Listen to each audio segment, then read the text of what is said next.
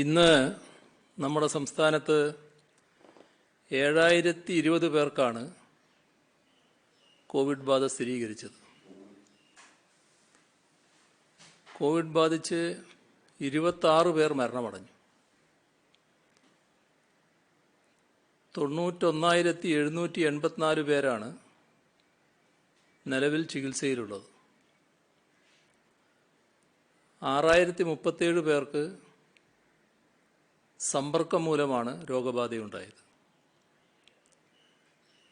734 ഉറവിടമറിയാത്ത ആളുകളുണ്ട്. രോഗബാധ സ്ഥിരീകരിച്ചവരിൽ 81 പേർ ആരോഗ്യ പ്രവർത്തകരാണ്. കഴിഞ്ഞ 24 മണിക്കൂറിൽ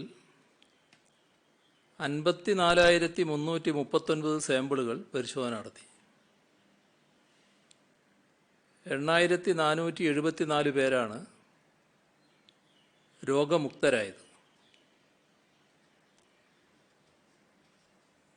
മാസ്ക് പൊതുവെ ആളുകൾ ധരിക്കുന്നുണ്ടെങ്കിലും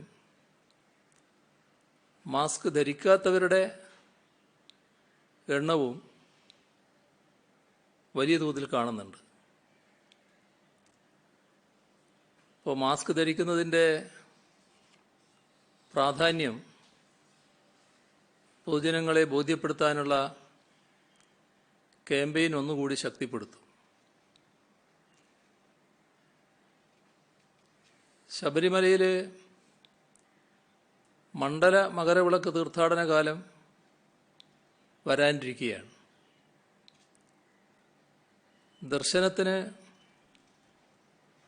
ദിവസം 1000 തീർത്ഥാടകർ എന്ന നിലയിലാണ് ക്രമീകരിക്കുന്നത്. അവധി ദിവസങ്ങളിലും മകരവിളക്ക് ദിനത്തിലുമൊക്കെ തീർത്ഥാടകരുടെ എണ്ണം വർദ്ധിപ്പിക്കേണ്ടതായി വന്നേക്കാം. അതേപോലെ തന്നെ ഗസ്റ്റുമാരായിട്ട് കുറേ ആൾക്കാർ വരാറുണ്ട്. അപ്പോൾ അതിലും എണ്ണം അധികരിക്കാതെ നോക്കണമെന്ന് നിർദ്ദേശിച്ചിട്ടുണ്ട്. കാരണം 1000 ആളുകൾ തീർത്ഥാടകരായിട്ട് വരുമ്പോൾ അതിനാനുപാതികമായ ഗസ്റ്റുമാരും ഉണ്ടാകാൻ പാടുള്ളൂ. തീർത്ഥാടകർക്ക് കോവിഡ് നെഗറ്റീവ് സർട്ടിഫിക്കറ്റ് നിർബന്ധമാക്കിയിട്ടുണ്ട്. അപ്പോൾ അവിടെ ജോലി ചെയ്യുന്നവരും കോവിഡ് നെഗറ്റീവ് സർട്ടിഫിക്കറ്റ് എടുക്കേണ്ടതാണ്. മറ്റ് സംസ്ഥാനങ്ങളിൽ നിന്ന് ശബരിമല തീർത്ഥാടകർ വരും. അവർ കോവിഡ് രോഗബാധിതരായാൽ ഇവിടെ തന്നെ രോഗചികിത്സ സ്വീകരിക്കാൻ തയ്യാറാവുന്നവർക്ക് ആവശ്യമായ എല്ലാ സൗകര്യങ്ങളും ചികിത്സയും ഇവിടെ നൽകും. എന്നാൽ അതല്ല, ഞങ്ങൾ മടങ്ങിപ്പോവുകയാണ് എന്നൊരു നിലപാടെടുക്കുകയാണെങ്കിൽ ആവശ്യമായ യാത്രാ സൗകര്യങ്ങൾ ഒരുക്കാൻ വേണ്ട സംവിധാനങ്ങൾ തയ്യാറാക്കാൻ നിർദ്ദേശം നൽകിയിട്ടുണ്ട്.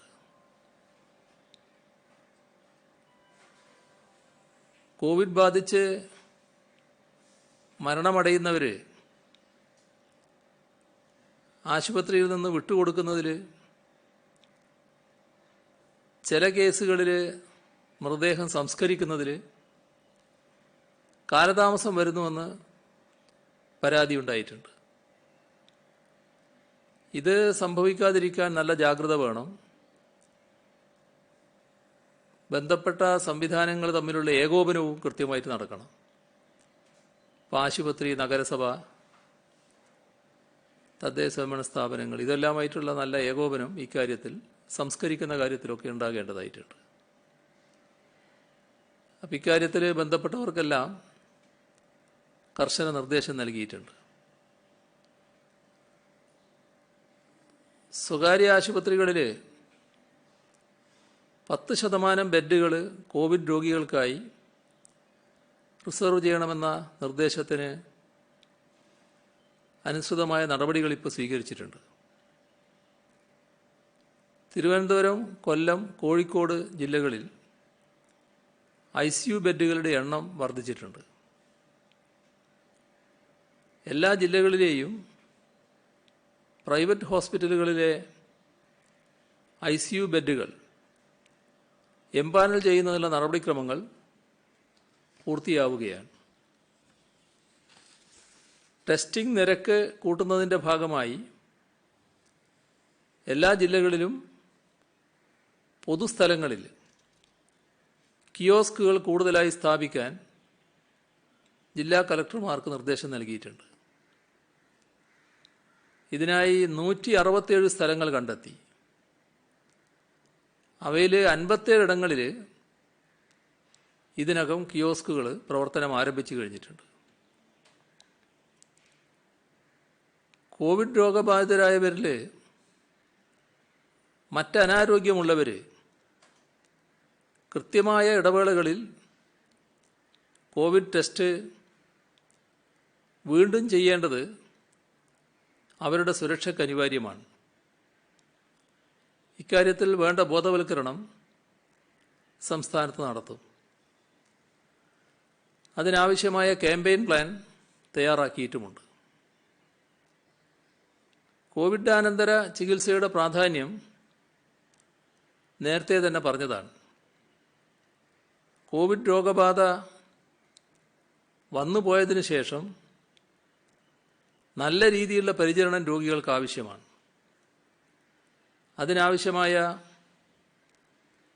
പോസ്റ്റ് കോവിഡ് കെയർ സെൻറ്റർ ആരോഗ്യവകുപ്പ് ആരംഭിക്കുന്നുണ്ട്. പോസ്റ്റ് കോവിഡ് കെയർ സിസ്റ്റവും ആരോഗ്യവകുപ്പ് രൂപീകരിക്കും. അതിനുള്ള മാർഗനിർദ്ദേശവും ഉടനെ തയ്യാറാക്കും. അതോടൊപ്പം ഈ കാര്യവുമായി ബന്ധപ്പെട്ട് തന്നെ ടെലിമെഡിസിൻ സൗകര്യം ഇനിയും വിപുലപ്പെടുത്തും. കഴിഞ്ഞ കുറച്ച് നാളുകളായി സംസ്ഥാനത്ത് രോഗവ്യാപനം വർദ്ധിച്ച സാഹചര്യത്തിൽ കേസ് പെർ മില്യൺ 11,280 ഉയർന്നു. ദേശീയ ശരാശരി 5,790. അതിനനുസൃതമായി ടെസ്റ്റുകളുടെ എണ്ണം വർദ്ധിപ്പിച്ചിട്ടുമുണ്ട്. 1,23,524 കേരളത്തിലെ നിലവിലെ ടെസ്റ്റ് പെർ മില്യൺ. ഇന്ത്യയിലത് 76,440. ഇന്നലെ വരെയുള്ള ആക്റ്റീവ് കേസുകളിൽ 3,885 പേർ കോവിഡ് ഹോസ്പിറ്റലുകൾ ചികിത്സയിലാണ്. കോവിഡ് സെക്കൻഡ് ലൈൻ ട്രീറ്റ്മെൻറ്റ് സെൻ്ററുകളിൽ 2,786 പേർ. ഫസ്റ്റ് ലൈൻ ട്രീറ്റ്മെൻറ്റ് സെൻ്ററുകളിൽ 10,478 പേർ. ഡൊമിസിലിയറി കെയർ സെൻ്ററുകളിൽ 1,495 പേർ. ഇതാണ് നിലവിൽ ചികിത്സ തേടുന്നവരുടെ സ്ഥിതി. വീട്ടിൽ തന്നെ ചികിത്സിക്കുന്നവർ 62,448 പേരുണ്ട്.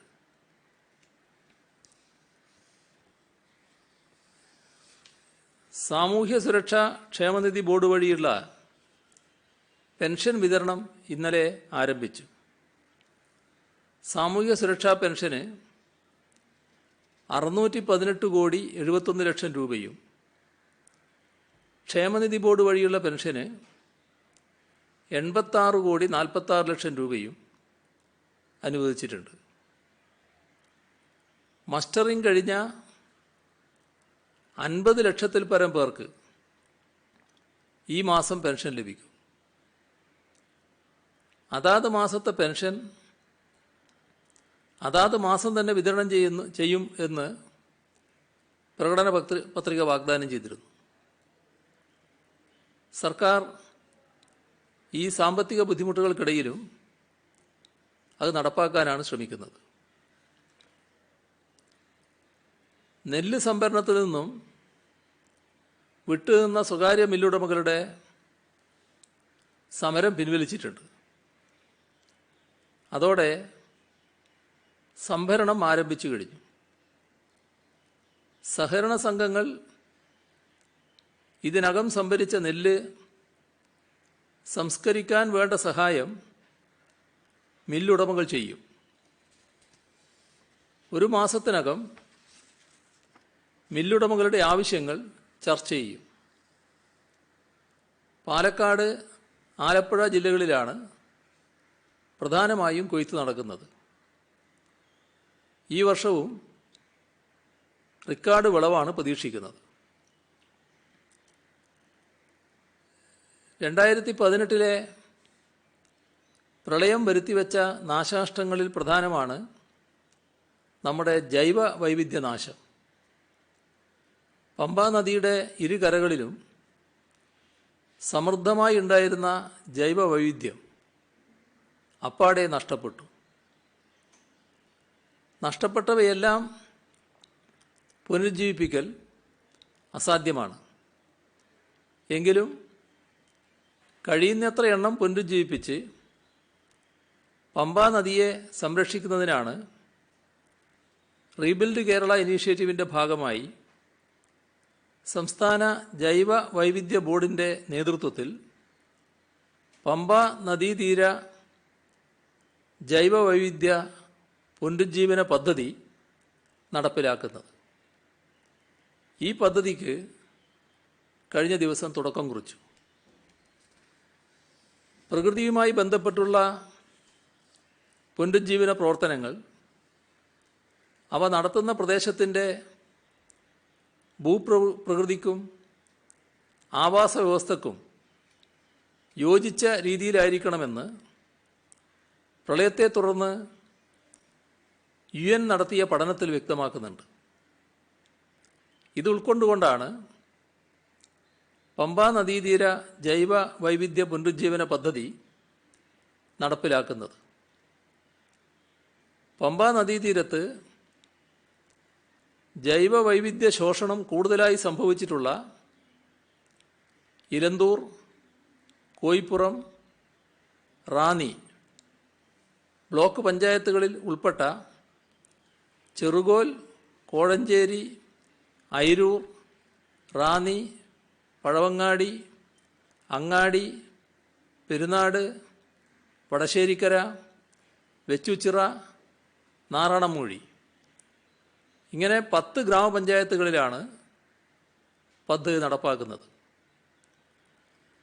പദ്ധതിയുടെ ആദ്യഘട്ടത്തിൽ തദ്ദേശീയവും വംശനാശ ഭീഷണി നേരിടുന്നതും പ്രദേശവാസികളുടെ ജീവസന്ധാരണത്തിന് പ്രയോജനപ്രദവുമാകുന്ന 64 സസ്യ ഇനങ്ങളുടെ തൈകളാണ് നട്ടുപിടിപ്പിക്കുന്നത്. കാർഷിക മേഖലയിലെ പുതിയ പരിഷ്കാരങ്ങൾക്കെതിരെ രാജ്യമൊന്നടങ്കം കർഷക പ്രതിഷേധം അലയടിച്ചുയരുന്നൊരു ഘട്ടമാണിത്. ആ സമയത്താണ് പച്ചക്കറി വിളകൾക്ക് തറവില പ്രഖ്യാപിച്ച് കർഷകർക്ക് കേരളത്തിൽ സർക്കാർ കൈത്താങ്ങാവുന്നത്. രാജ്യത്ത് ആദ്യമായാണ് ഒരു സംസ്ഥാനം പച്ചക്കറികൾക്ക് ഈ രീതിയിൽ തറവില തീരുമാനിക്കുന്നത്. കർഷകർക്ക് കൂടുതൽ പിന്തുണ നൽകാനും അതുവഴി സംസ്ഥാനത്തിൻ്റെ ആഭ്യന്തര പച്ചക്കറി ഉൽപ്പാദനം വർദ്ധിപ്പിക്കാനുമാണ് ഈ നടപടി. മരച്ചീനി, ഏത്തക്കായ, കൈതച്ചക്ക, കുമ്പളം, വെള്ളരി, പാവൽ, പടവലം, വള്ളിപ്പയർ, തക്കാളി, വെണ്ട, കേബേജ്, ക്യാരറ്റ്, ഉരുളക്കിഴങ്ങ്, ബീൻസ്, ബീറ്റ്റൂട്ട്, വെളുത്തുള്ളി, ഇങ്ങനെ നമ്മുടെ നാട്ടിൽ ഉൽപ്പാദിപ്പിക്കുന്ന തിരഞ്ഞെടുത്ത 16 ഇനം പച്ചക്കറികൾക്കാണ് ഈ പദ്ധതി പ്രകാരം ആദ്യഘട്ടത്തിൽ തറവില നിശ്ചയിക്കുന്നത്. ഓരോ വിളകളുടെയും ഉൽപ്പാദന ചെലവിനൊപ്പം 20% തുകയാണ് ഇതിലധികമായി ചേർത്തിരിക്കുന്നത്. പച്ചക്കറികൾക്ക് നിശ്ചിത വിലയേക്കാൾ കുറഞ്ഞ വില വിപണിയിലുണ്ടായാൽ ഇവ സംഭരിച്ച് തറവില അനുസരിച്ചുള്ള തുക കർഷകൻ്റെ അക്കൗണ്ടിലേക്ക് നൽകും. ഉൽപ്പന്നത്തിൻ്റെ ഗുണനിലവാരം ഉറപ്പുവരുത്തി ഗ്രേഡ് നിശ്ചയിക്കാനും കാലാകാലങ്ങളിൽ തറവില പുതുക്കി നിശ്ചയിക്കാനുമുള്ള വ്യവസ്ഥകൾ ഇതിൽ ഉൾക്കൊള്ളിച്ചിട്ടുണ്ട്. തദ്ദേശ സ്വയംഭരണ സ്ഥാപനങ്ങളായിരിക്കും ഈ പദ്ധതിയിൽ സംഭരണ വിതരണ സംവിധാനങ്ങൾ ഏകോപിപ്പിക്കുന്നത്. ഈ ഘട്ടത്തിൽ കൃഷിയിലേക്ക് വരുന്ന പുതിയ കർഷകരുണ്ട്, പരമ്പരാഗത കർഷകരുണ്ട്.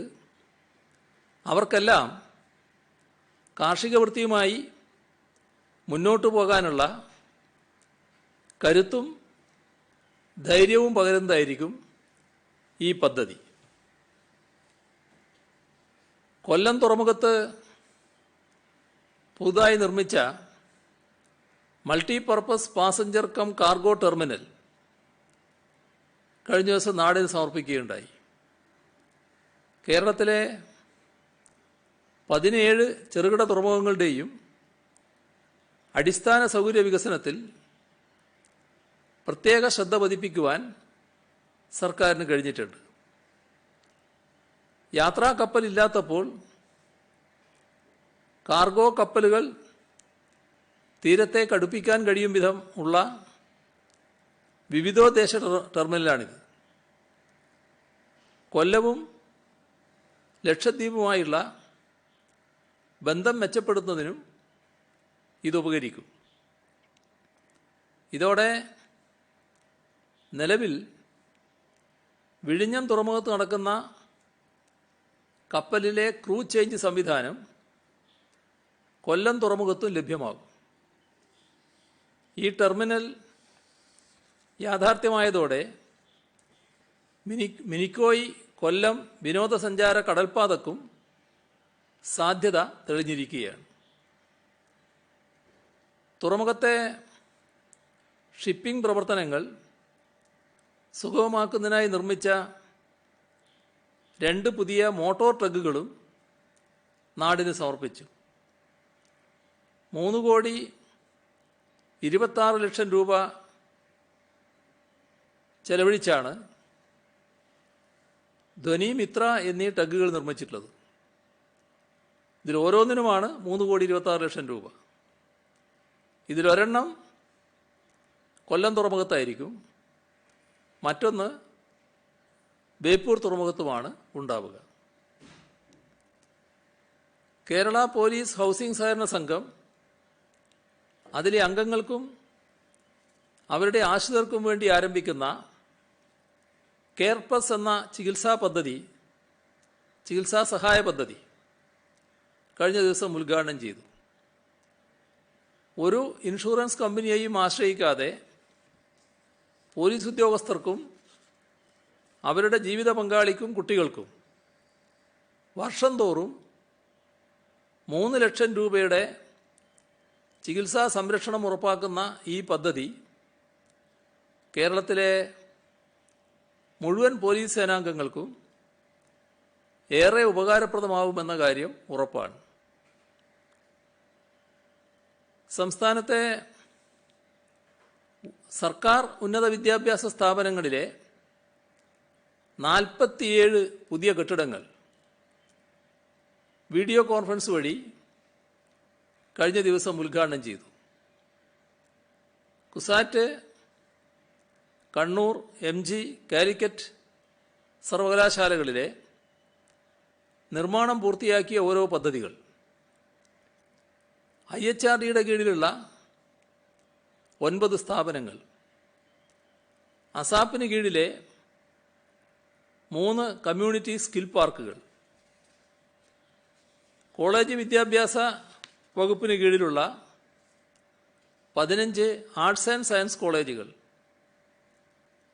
സാങ്കേതിക വകുപ്പിന് കീഴിലുള്ള 2 എഞ്ചിനീയറിംഗ് കോളേജുകൾ, 3 പോളിടെക്നിക് കോളേജുകൾ, 5 ടെക്നിക്കൽ ഹൈസ്കൂളുകൾ, ഇവിടങ്ങളിലെല്ലാമുള്ള വിവിധ പദ്ധതികളാണ് ഉദ്ഘാടനം ചെയ്തത്. 64 കോടി രൂപ ചെലവിട്ടാണ് ഈ പദ്ധതികൾ പൂർത്തിയാക്കിയത്. കേരളത്തിലെ ഇതുവരെ സംവരണാനുകൂല്യം ലഭിക്കാത്ത വിഭാഗങ്ങളിലെ സാമ്പത്തികമായി പിന്നോക്കം നിൽക്കുന്നവർക്ക് സംവരണം ഏർപ്പെടുത്തുന്നതുമായി ബന്ധപ്പെട്ടുള്ള കാര്യങ്ങൾ കഴിഞ്ഞ ദിവസം വിശദീകരിച്ചതാണ്. എന്നാൽ അത് സംബന്ധിച്ച് ചില പ്രചരണങ്ങൾ തുടരുന്നു എന്നതിൻ്റെ പശ്ചാത്തലത്തിൽ കൂടുതൽ വ്യക്തത ആവശ്യമുണ്ടെന്നാണ് തോന്നുന്നത്. സാമൂഹ്യ യാഥാർത്ഥ്യങ്ങളെ ശരിയായ അർത്ഥത്തിൽ പരിഗണിച്ചാണ് സംവരണ കാര്യത്തിൽ ഞങ്ങൾ എക്കാലത്തും നിലപാട് സ്വീകരിച്ചിട്ടുള്ളത്. മണ്ഡൽ കമ്മീഷൻ റിപ്പോർട്ടിൻ്റെ ഘട്ടത്തിൽ ഉണ്ടായ ദേശീയ അന്തരീക്ഷം, ആ ഘട്ടത്തിൽ സ്വീകരിച്ച സമീപനം നമുക്കെല്ലാം ഓർമ്മയുള്ളതാണ്. ദശാബ്ദങ്ങളായി ഇക്കാര്യത്തിൽ സ്വീകരിച്ചു വരുന്നൊരു നിലപാടുണ്ട്. ഇതിൽ ഒരാശങ്ക പറത്തിവിടാൻ ശ്രമിക്കുന്നത് ഇപ്പോൾ സംവരണ ആനുകൂല്യം ലഭിക്കുന്നവർക്ക് ഈ പുതിയ സംവരണം വരുന്നതോടെ എന്തോ നഷ്ടപ്പെട്ടു പോകുമെന്നതാണ്. നമ്മുടെ രാജ്യത്ത് സംവരണം സംബന്ധിച്ച് ഈ സംവരണം തുടരേണ്ടതുണ്ടോ എന്ന് കുറച്ചു നാൾ മുൻപ് വലിയൊരു ചർച്ച ഉയർന്നു വന്നിരുന്നു. ആ ഘട്ടത്തിൽ ഖണ്ഡിതമായ നിലപാടാണ് ഞങ്ങൾ എടുത്തിട്ടുള്ളത്. സംവരണം, ഇപ്പോൾ പട്ടികജാതി പട്ടികവർഗ വിഭാഗങ്ങൾക്കുള്ള സംവരണം ദശാബ്ദങ്ങളായല്ല, നൂറ്റാണ്ടുകളായി അടിച്ചമർത്തപ്പെട്ടൊരു വിഭാഗമാണത്. ആ വിഭാഗത്തെ ശരാശരി നിലവാരത്തിലേക്ക് ഉയർത്തണമെങ്കിൽ പ്രത്യേകമായ പിന്തുണ നൽകേണ്ടതുണ്ട്. അതിനാണ് സംവരണം ഏർപ്പെടുത്തിയത്. ആ സംവരണത്തിൽ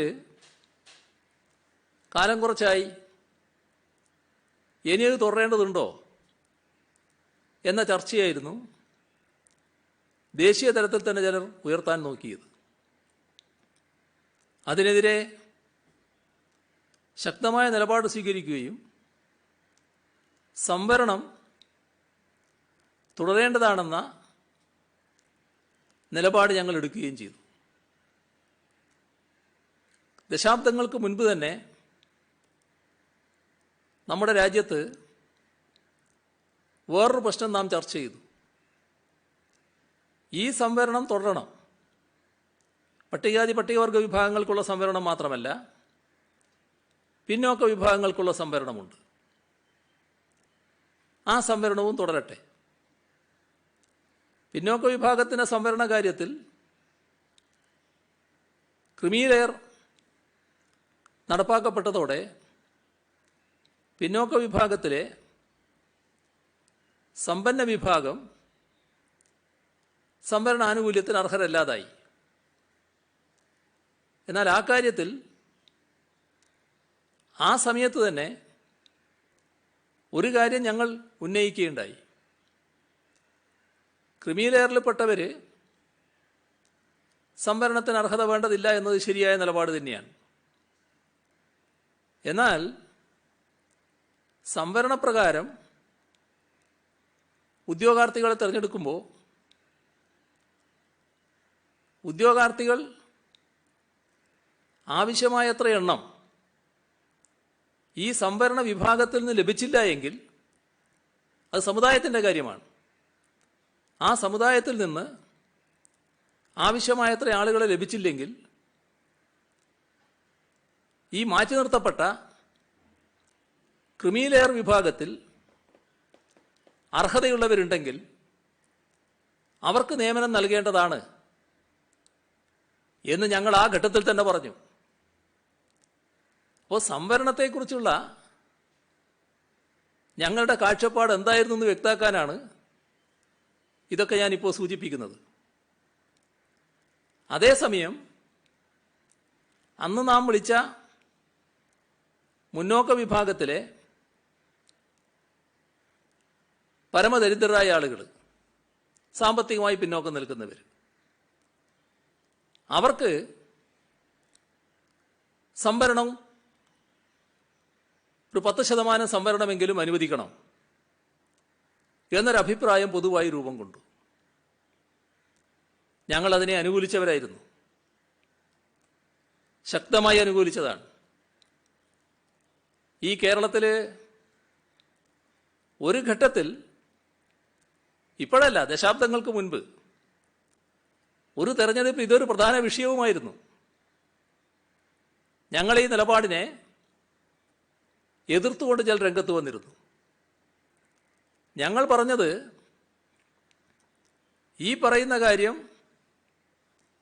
നടപ്പാക്കണമെങ്കിൽ ഇപ്പോൾ 50% വരെയാണ് സംവരണമെന്ന് സുപ്രീം കോടതി വ്യക്തമാക്കിയിട്ടുണ്ട്. അപ്പോൾ 50%-ത്തിലേക്ക് പല സംസ്ഥാനങ്ങളും എത്തിക്കഴിഞ്ഞിട്ടുണ്ട്.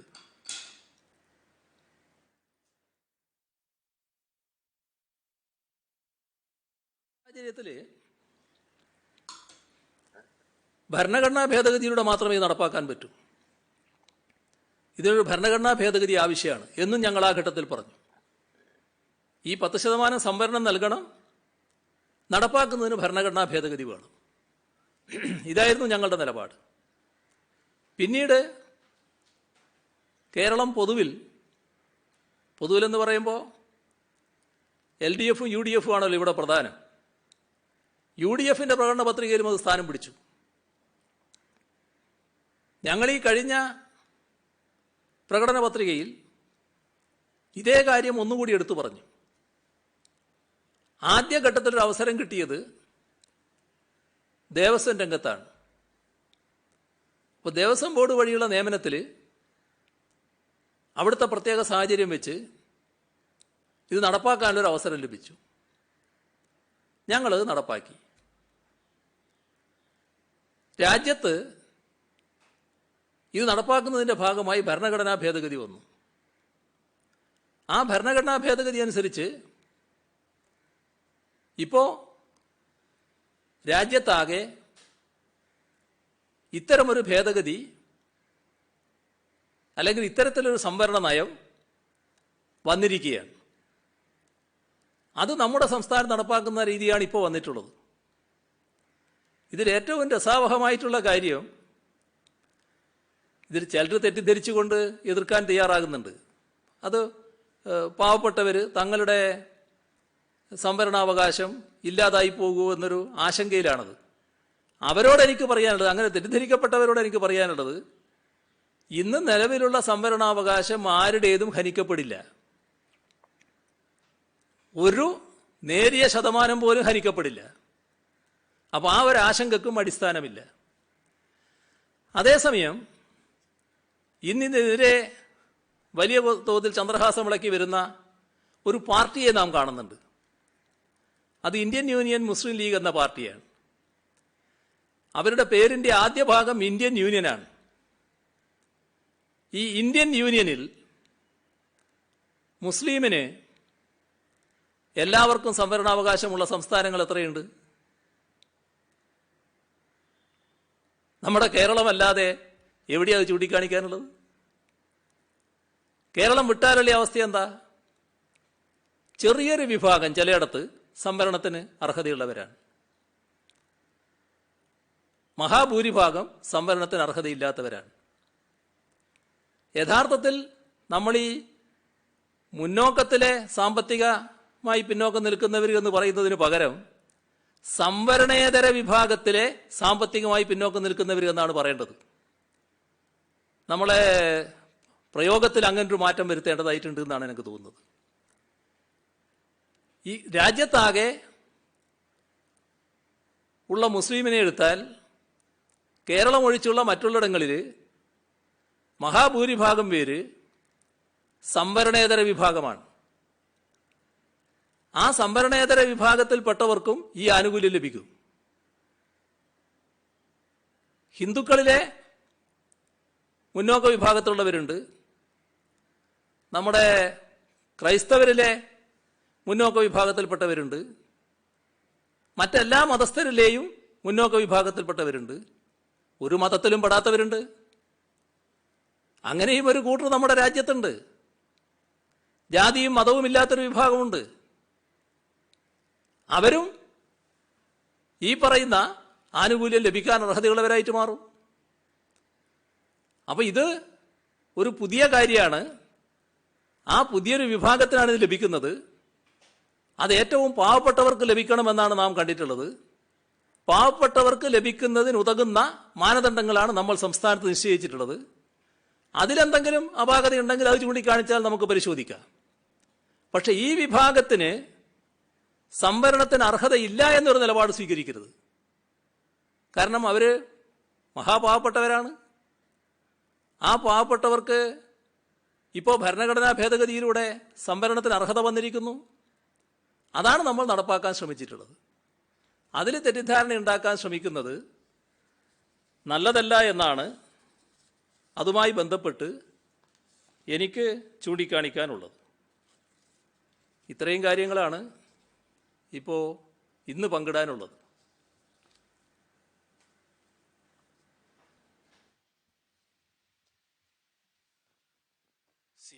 ഇന്നൊരു പ്രധാനപ്പെട്ട വാർത്തയാണ്. പാർട്ടി സെക്രട്ടറിയുടെ മകനെ ED ചോദ്യം ചെയ്തിരിക്കുന്നു ബാംഗ്ലൂർ.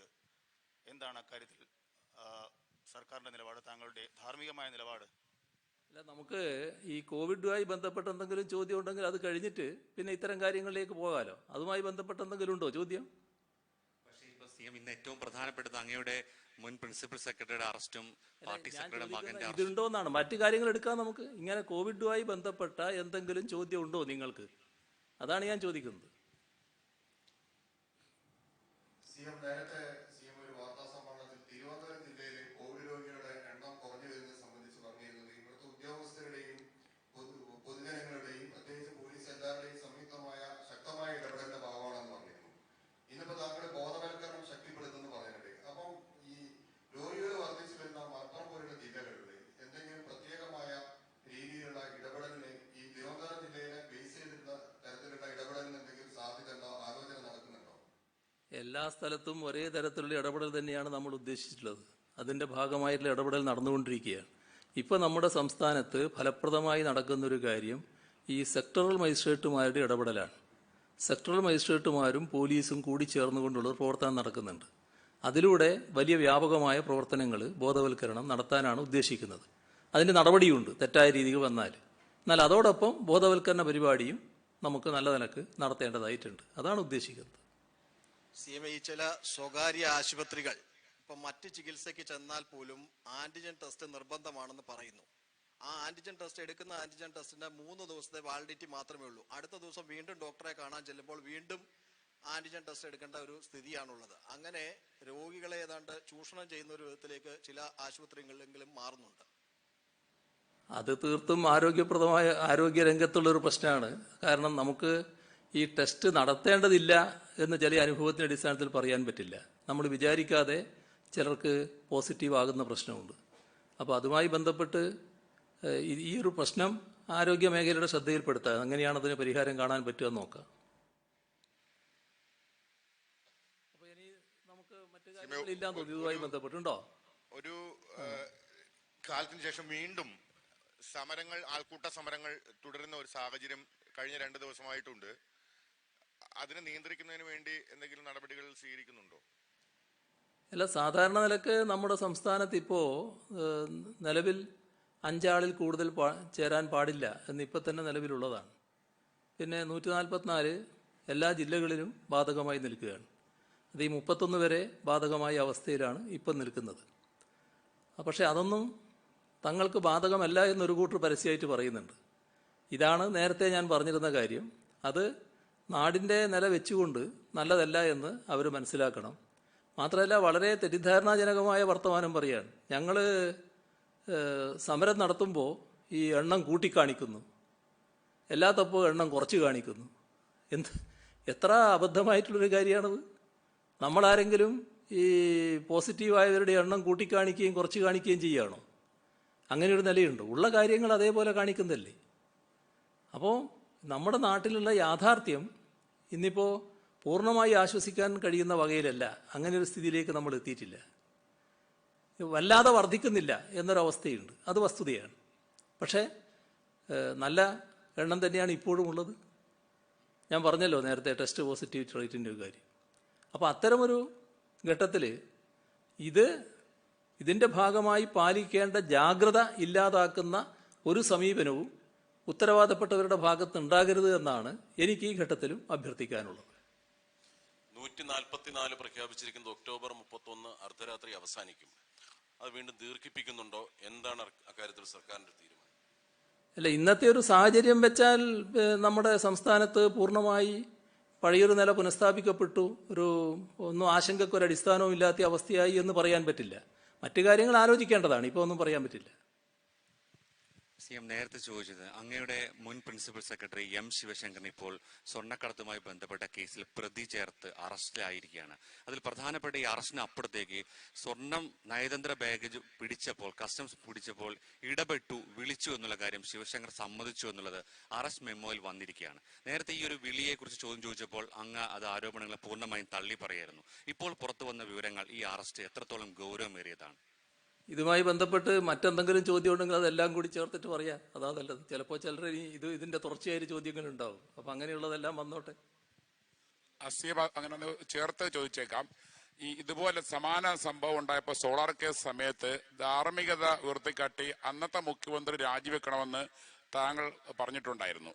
ഏതാണ്ടൊരു സമാന സ്വഭാവം, അതിനേക്കാൾ ഗുരുതര സ്വഭാവമാണ് ഇപ്പോഴുള്ളത്. അങ്ങനെയെങ്കിൽ ഈ പ്രതിപക്ഷമൊക്കെ ആവശ്യപ്പെടുന്ന പോലെയുള്ള രാജിയിലേക്ക് അതിനെക്കുറിച്ചും മറുപടി പറയണം. പിന്നെ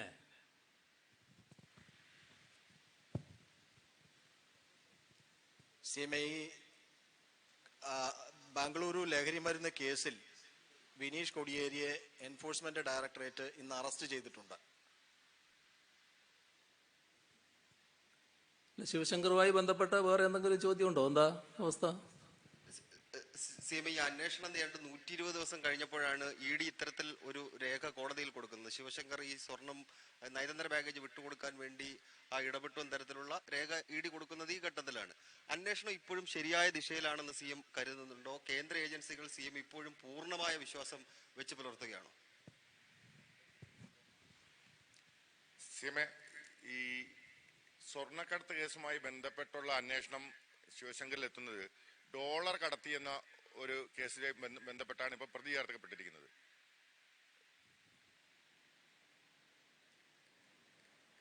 കഴിഞ്ഞോ? അല്ല, അപ്പൊ ഏകദേശം ആയി തോന്നുന്നു അല്ലേ? നമ്മൾ കാണേണ്ടത് അടിസ്ഥാനരഹിതമായ അഴിമതി ആരോപണങ്ങൾ ഒന്നിനു പുറകെ ഒന്നായി ഉന്നയിച്ച് സർക്കാരിനെ പ്രതിരോധത്തിലാക്കി ജനക്ഷേമകരമായ നടപടികളെ തമസ്കരിക്കാം എന്ന വ്യാമോഹമാണ് കേരളത്തിലെ പ്രതിപക്ഷത്തെ നയിക്കുന്നത്. ഒരു ഉദ്യോഗസ്ഥൻ്റെ ചെയ്തികളെ സർക്കാരിൻ്റെ തലയിൽ കെട്ടിവെച്ച് സർക്കാരിന് മേൽ അഴിമതിയുടെ ദുർഗന്ധം എറിഞ്ഞു പിടിപ്പിക്കാനുള്ള വ്യാഖ്യാനമാണ് നടത്തിക്കൊണ്ടിരിക്കുന്നത്. ഇന്നലത്തെ സംഭവവികാസങ്ങൾക്കിടയിൽ അതിൻ്റെ തീവ്രത കൂട്ടാനുള്ള ശ്രമവുമുണ്ട്. എന്നാൽ ഒരു കാര്യം നേരത്തെ വ്യക്തമാക്കി തന്നെയാണ് ആവർത്തിച്ച് വ്യക്തമാക്കാനുള്ളത്. ഈ സർക്കാർ ഒരഴിമതിയും വെച്ചു വാഴിക്കില്ല. പ്രയാസമനുഭവിക്കുന്ന എല്ലാ ജനവിഭാഗങ്ങൾക്കും ആശ്വാസമെത്തിക്കുകയും നാടിൻ്റെ വികസനത്തെ പുതിയ തലത്തിലേക്ക് ഉയർത്തുകയും ചെയ്യുക എന്ന ദൗത്യമാണ് സർക്കാർ നിർവഹിക്കുന്നത്. നമ്മുടെ നാടിൻ്റെ ജീവിതാനുഭവത്തിലൂടെ ആ യാഥാർത്ഥ്യം അംഗീകരിക്കുന്ന ജനങ്ങളെ തെറ്റായ പ്രചരണങ്ങളിലൂടെ സ്വാധീനിക്കാനുള്ള ശ്രമമാണ് നടക്കുന്നത്. കുറേ നാളായി തുറന്നു വരുന്ന ഈ പ്രവണതയ്ക്ക് ആക്കം കൂടിയത് കഴിഞ്ഞ ജൂലൈ മാസത്തിലാണ്. അവിടം തൊട്ടുള്ള കാര്യങ്ങൾ വസ്തുതാപരമായി പരിശോധിക്കുന്നത് എന്തുകൊണ്ടും നല്ലതാകും. UAE കോൺസുലേറ്റിലേക്ക് വന്ന നയതന്ത്ര ബാഗേജ് വിമാനത്താവളത്തിലെ കസ്റ്റംസ് പരിശോധനയ്ക്ക് വിധേയമാക്കിയപ്പോൾ അതിനുള്ളിൽ ഒളിപ്പിച്ചു വന്ന 14 കിലോയോളം സ്വർണം കണ്ടെത്തുകയുണ്ടായി. ഇത് കസ്റ്റംസ് നിയമത്തിൻ്റെ ലംഘനമാണ്. കസ്റ്റംസ് ഇന്ത്യൻ ഭരണഘടനയുടെ ഷെഡ്യൂൾ 7 യൂണിയൻ ലിസ്റ്റിലെ വിഷയമാണ്.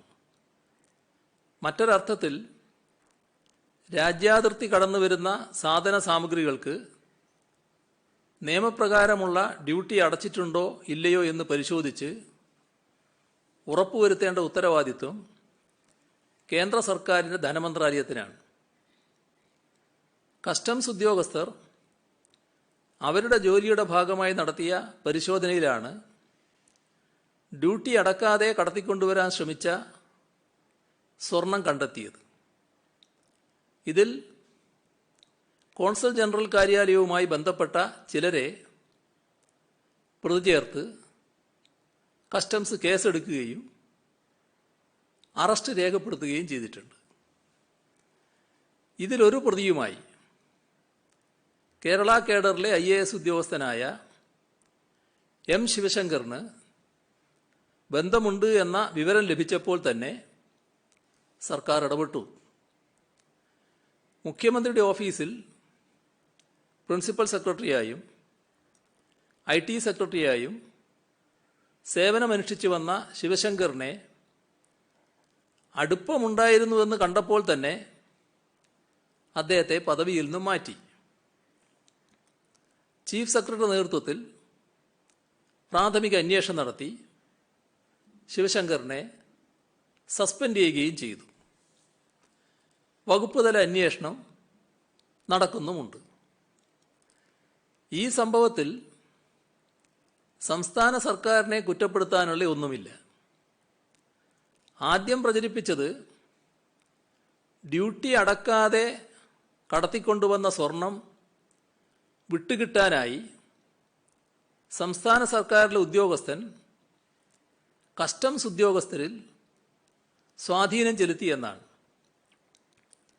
ഒരു ഉയർന്ന കസ്റ്റംസ് ഉദ്യോഗസ്ഥൻ നടന്നുവരവേ മാധ്യമങ്ങൾ അദ്ദേഹത്തിന് നേരെ മൈക്ക് നീട്ടുകയും മുഖ്യമന്ത്രിയുടെ ഓഫീസിൽ നിന്ന് ആരെങ്കിലും സ്വർണം വിട്ടുകിട്ടാനായി ബന്ധപ്പെട്ടിരുന്നോ എന്ന് ചോദിക്കുകയുമുണ്ടായി. ഇല്ല എന്നുള്ള മറുപടിയാണ് അദ്ദേഹത്തിൻ്റെ ഭാഗത്തു നിന്നുമുണ്ടായത്. അദ്ദേഹത്തെ രായ്ക്ക് രാമാനം അതിർത്തി കടത്തിവിട്ടത് ഒരു ചർച്ചാ വിഷയമായതേ ഇല്ല. രാജ്യാന്തര കള്ളക്കടത്ത് കേവലം നികുതി വെട്ടിപ്പിൽ മാത്രം ഒതുങ്ങി നിൽക്കുന്ന ഒന്നല്ല എന്ന അഭിപ്രായം പൊതുമണ്ഡലത്തിലും കേന്ദ്ര സർക്കാരിന് മുൻപാകെയും മുന്നോട്ട് വെച്ചത് സംസ്ഥാന സർക്കാരാണ്. രാജ്യത്തിൻ്റെ സമ്പദ്ഘടനയെ തകർക്കുന്ന ഇത്തരം പ്രവർത്തനത്തിനെതിരെ സമഗ്രവും ഏകോപിതവുമായ അന്വേഷണം ആവശ്യമാണെന്ന് സംസ്ഥാന സർക്കാർ ആവശ്യപ്പെട്ടു. അതിനാവശ്യമായ എല്ലാ സഹായ സഹകരണവും നൽകാമെന്നും വാഗ്ദാനം ചെയ്തു. ഇക്കാര്യങ്ങൾ ചൂണ്ടിക്കാട്ടി 2020 ജൂലൈ 8 പ്രധാനമന്ത്രിക്ക് കത്തെഴുതിയിരുന്നു. അഴിമതിയും നികുതി വെട്ടിപ്പും രാജ്യത്തിൻ്റെ സാമ്പത്തിക കുറ്റങ്ങളും എന്ത് വില കൊടുത്തും ചെറുക്കണമെന്ന ശക്തമായ അഭിപ്രായമാണ് സംസ്ഥാന സർക്കാരിനുള്ളത്.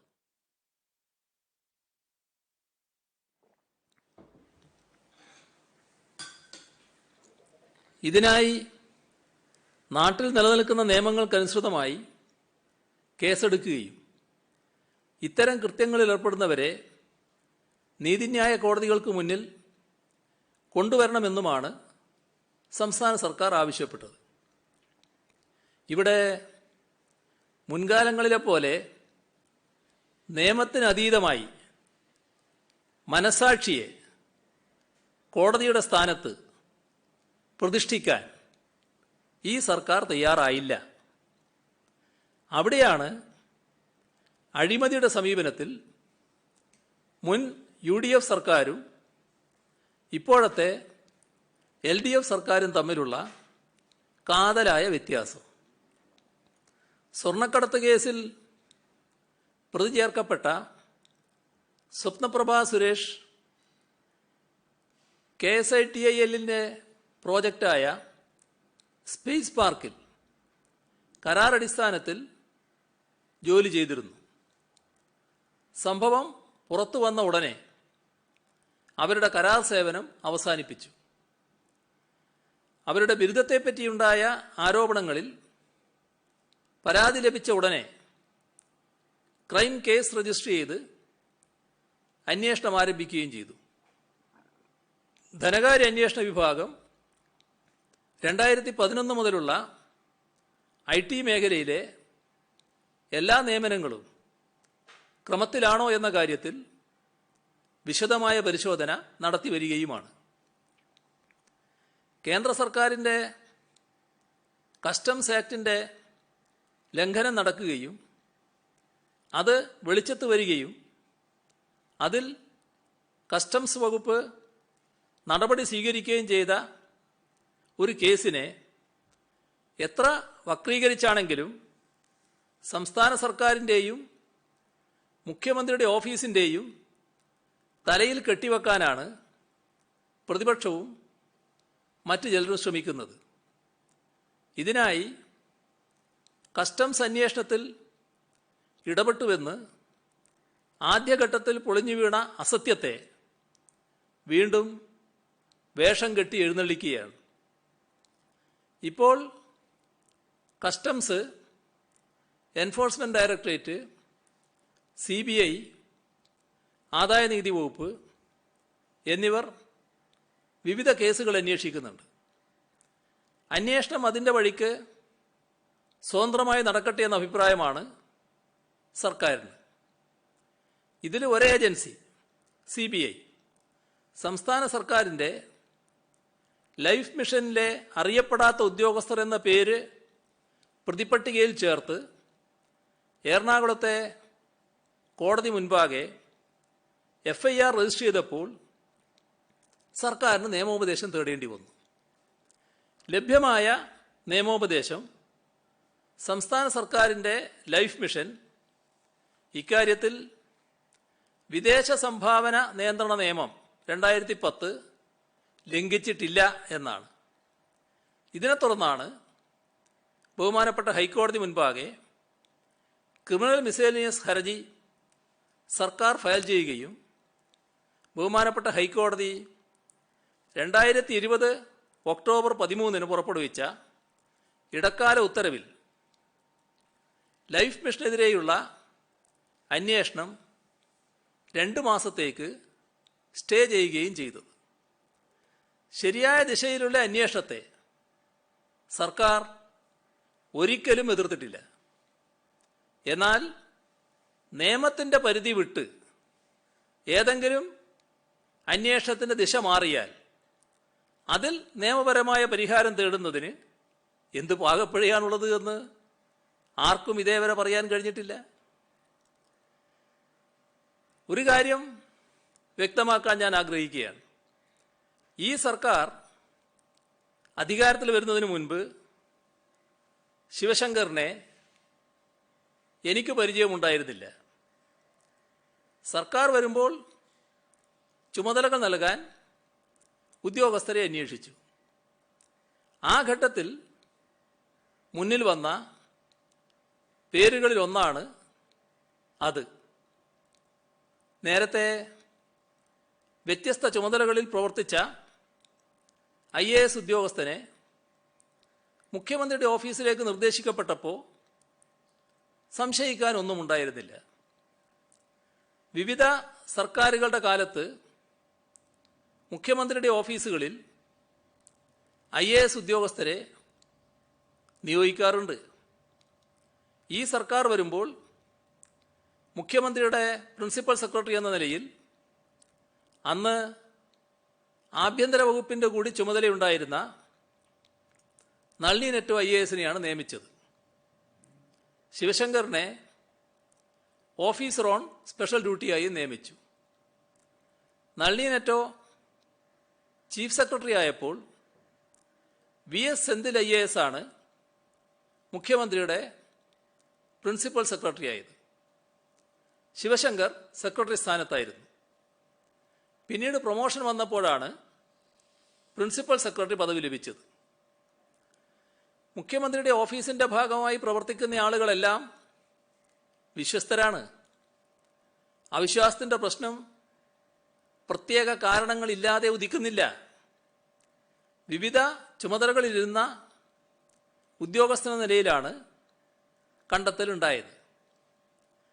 പാർട്ടി നിർദ്ദേശിച്ചാണ് ശിവശങ്കറിനെ നിയമിച്ച തരത്തിലുള്ള പ്രചാരണവും തെറ്റാണ്. പാർട്ടി അങ്ങനെ നിർദ്ദേശിക്കുന്ന പതിവില്ല. അഖിലേന്ത്യാ സർവീസിലുള്ള ആ ഉദ്യോഗസ്ഥൻ്റെ ബന്ധങ്ങളോ വ്യക്തിപരമായ ഇടപെടലോ സർക്കാരിൻ്റെ ഉത്തരവാദിത്വമാകുന്നില്ല. അത് സർക്കാരിനെ ബാധിക്കുന്ന തരത്തിലായി എന്ന് കണ്ടപ്പോൾ നടപടി സ്വീകരിക്കുകയും ചെയ്തിട്ടുണ്ട്. അതുകൊണ്ട് ശിവശങ്കറിനെ കാട്ടി സർക്കാരിനെതിരെ യുദ്ധം നടത്തേണ്ടതില്ല. UAE കോൺസുലേറ്റ് ആരംഭിച്ചപ്പോൾ മുഖ്യമന്ത്രിയുടെ ഓഫീസിൽ പ്രവർത്തിച്ചു വന്നിരുന്ന ഉദ്യോഗസ്ഥനെന്ന നിലയിൽ ശ്രീ ശിവശങ്കർ ഔദ്യോഗിക കാര്യങ്ങൾക്ക് വേണ്ടി ചർച്ചകൾ നടത്തിയിട്ടുണ്ടാകാം. ആ അവസരത്തിൽ എംബസിയിലെ കോൺസുൽ ജനറലും അദ്ദേഹത്തെ സഹായിക്കുന്ന ഉദ്യോഗസ്ഥരുമായും പരിചയപ്പെടാനും ഇടപെടാൻ അവസരമുണ്ടാകുകയും ചെയ്തിട്ടുണ്ടാകാം. സ്വാഭാവികമായും ചില യോഗങ്ങളിൽ കോൺസുൽ ജനറലിനെയും അദ്ദേഹത്തോടൊപ്പം പ്രവർത്തിക്കുന്ന ഉദ്യോഗസ്ഥരെയും മുഖ്യമന്ത്രിയും മറ്റു മന്ത്രിമാരും കണ്ടിട്ടുമുണ്ടാവും. അതിന് സാധാരണ നടപടിക്കപ്പുറമുള്ള മാനങ്ങൾ കാണുന്നത് ദുർവ്യാഖ്യാനമാണ്. കൃത്യമായ എന്തെങ്കിലും ആരോപണങ്ങൾ ഉന്നയിക്കാൻ സാധിക്കാതെ വരുമ്പോഴാണ് ഇത്തരം രീതി അവലംബിക്കുന്നത്. ക്രമവിരുദ്ധമായ ഒരിടപാടും സർക്കാരോ രാഷ്ട്രീയ നേതൃത്വമോ നടത്തിയിട്ടില്ല. അങ്ങനെയൊന്നും ചൂണ്ടിക്കാണിക്കാൻ ആരോപണം ഉന്നയിക്കുന്നവർക്ക് കഴിഞ്ഞിട്ടുമില്ല. വ്യക്തിപരമായ നിലയിൽ ശിവശങ്കർ നടത്തിയിട്ടുള്ള ഇടപാടുകൾക്ക് സർക്കാർ ഉത്തരവാദിയുമല്ല. ആരോപണങ്ങൾ ഉയർന്നപ്പോൾ തന്നെ അദ്ദേഹത്തിനെതിരെ നടപടി സ്വീകരിച്ചിട്ടുണ്ട്. ഇതിൽ നിയമപരമായോ ധാർമ്മികമായോ ഒരു ഉത്തരവാദിത്വവും സർക്കാരിനില്ല. ഒരു നിയമലംഘനത്തെയും ഒരു ഘട്ടത്തിലും സംരക്ഷിക്കാൻ സർക്കാർ ശ്രമിച്ചിട്ടുമില്ല.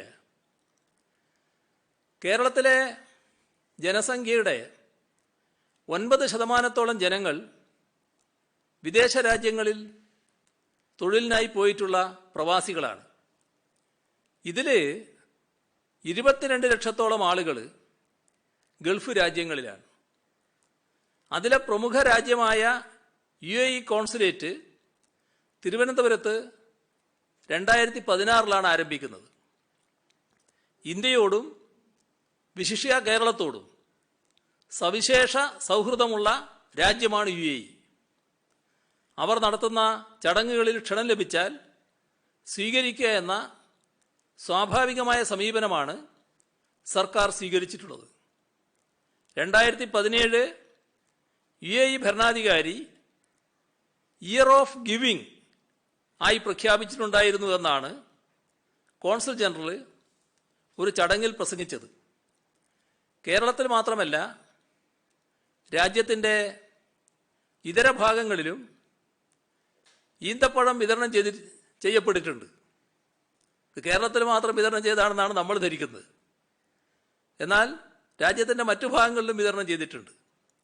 കേരളത്തിൽ ഇത് ബഡ്സ് സ്കൂൾ, സ്പെഷ്യൽ സ്കൂൾ എന്നിവയടക്കമുള്ള സ്ഥാപനങ്ങളിലാണ് വിതരണം ചെയ്യപ്പെട്ടിട്ടുള്ളത്. ഇതിൽ തെറ്റായി ഒന്നും സംസ്ഥാന സർക്കാർ ചെയ്തിട്ടില്ല. കസ്റ്റംസിനോ മറ്റ് ഏജൻസികൾക്കോ നിയമപരമായി ഏതെങ്കിലും നികുതി ഇക്കാര്യത്തിൽ ലഭിക്കണമെങ്കിൽ അവർക്ക് ആ ജോലി നിർവഹിക്കാവുന്നതാണ്. ഖുറാന്റെ കാര്യത്തിൽ നടന്ന കാര്യങ്ങൾ നേരത്തെ വിശദീകരിച്ചിരുന്നു. കസ്റ്റംസ് ക്ലിയറൻസോടെ എത്തിയ ഖുറാനെ ചുറ്റിപ്പറ്റി സ്വർണ്ണക്കള്ളക്കടത്തെന്ന ആരോപണമടക്കം ചിലർ ഉയർത്തിയില്ലേ?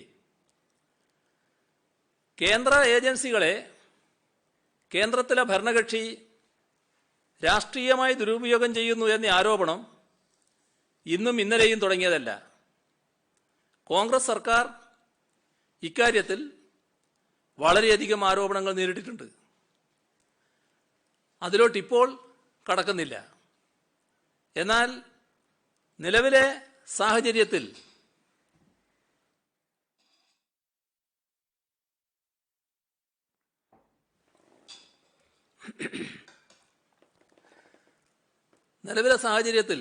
കേന്ദ്ര അന്വേഷണ ഏജൻസികളെ കേന്ദ്ര സർക്കാർ ദുരുപയോഗം ചെയ്യുന്നു എന്ന ആക്ഷേപം പ്രധാനമായും ഉന്നയിക്കുന്നത് കോൺഗ്രസ് പാർട്ടിയാണ്.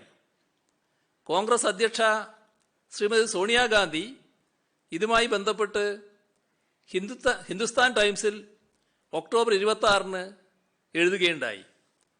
ആ എഴുതിയ ഭാഗം എൻ്റെ കയ്യിലുണ്ട്. ഞാൻ ഈ സമയ ഭയപ്പാട് കൊണ്ട് അതിപ്പോൾ ഉദ്ധരിക്കുന്നില്ല എന്ന് മാത്രം. നിങ്ങളെ ശ്രദ്ധയിലും അതുള്ളതായിരിക്കും. ഇത്തരമൊരു അഭിപ്രായം ശ്രീ രാഹുൽ ഗാന്ധി MPയും പ്രകടിപ്പിക്കുകയുണ്ടായി. എന്നാൽ പ്രതിപക്ഷ നേതാവ് ഈ അഭിപ്രായത്തോട് യോജിക്കുന്നുണ്ടോ എന്നറിയാൻ പൊതുസമൂഹത്തിന് അവകാശമുണ്ട്. അദ്ദേഹം പറയുന്ന വാദം ഇന്ത്യയുടെ മറ്റ് സംസ്ഥാനങ്ങളിൽ ഇത് വാസ്തവമാണെങ്കിലും കേരളത്തിൽ കേന്ദ്ര ഏജൻസികൾ ഇത്തരത്തിൽ പ്രവർത്തിക്കുന്നില്ല എന്നാണ്. പക്ഷപാതിത്വം കേന്ദ്ര അന്വേഷണ ഏജൻസികളുടെ അസ്തിത്വത്തെ ബാധിച്ചതായാണ് കോൺഗ്രസ് അധ്യക്ഷ അഭിപ്രായപ്പെടുന്നത്. എന്നാൽ വാളയാർ ചുരം കടന്നാൽ ഈ പക്ഷപാതിത്വം അപ്രത്യക്ഷമാവുകയും അവർ കേന്ദ്ര ഏജൻസികൾ നിഷ്പക്ഷമതികളായി തീരുകയും ചെയ്യുമെന്ന വിചിത്രമായ വാദമാണ് സ്വന്തം പാർട്ടിയുടെ അഖിലേന്ത്യാ നേതാവിനെ ഖണ്ഡിച്ചുകൊണ്ട് പ്രതിപക്ഷ നേതാവ് ഉന്നയിക്കുന്നത്. പക്ഷപാതിത്വത്തെ കേരളത്തിൽ മാത്രം ഇല്ലാതാക്കുന്ന എന്ത് മാസ്മരിക ശക്തിയാണ് വാളയാറിലെ കാറ്റിനുള്ളത് എന്ന് അദ്ദേഹം വ്യക്തമാക്കിയാൽ അത് നമ്മുടെ പൊതുവിജ്ഞാനത്തിന് ഒരു മുതൽക്കൂട്ടാകും. വിവിധ വിഷയങ്ങളിൽ പ്രതിപക്ഷ നേതാവ് ഇപ്പോൾ ഉന്നയിച്ച ആരോപണങ്ങൾക്ക് അപ്പോൾ മറുപടി പറഞ്ഞിട്ടുള്ളതാണ്. അതിനാൽ ഇപ്പോൾ വിശദമായി അവ വിശദീകരിക്കാൻ മുതിരുന്നില്ല. ഉന്നയിച്ചിട്ടുള്ള ഒരാരോപണത്തിന് പോലും വസ്തുതകളുടെ പിൻബലമില്ലായിരുന്നു. കാര്യങ്ങളെ ഭാഗികമായി കണ്ടുകൊണ്ട് പ്രധാന വസ്തുക്കളെ മറച്ചുപിടിച്ച് ഉന്നയിക്കുന്ന ആരോപണങ്ങളായിരുന്നു അവയെല്ലാം. അദ്ദേഹം മരം കാണുന്നു, കാട് കാണുന്നില്ല എന്ന രീതി അവലംബിച്ചാണ് ഈ ആരോപണങ്ങൾ ഉന്നയിക്കുന്നത്. ഇനിയും കൂടുതൽ കാര്യങ്ങൾ പറയാനുണ്ട്. പക്ഷേ നമ്മുടെ സമയം കഴിഞ്ഞതുകൊണ്ട് മറ്റു കാര്യങ്ങളിലേക്ക് ഞാനിപ്പോൾ കടക്കുന്നില്ല. ഇനി നിങ്ങൾക്ക് ചോദിക്കാനുണ്ട്, എനിക്ക് പറയാനുണ്ട്. പക്ഷേ സമയം കഴിഞ്ഞു പോയി. അതുകൊണ്ട് ഞാൻ ഇന്നിവിടെ അവസാനിപ്പിക്കുകയാണ്. ബാക്കി പിന്നീട് എടുക്കാം നമുക്ക്.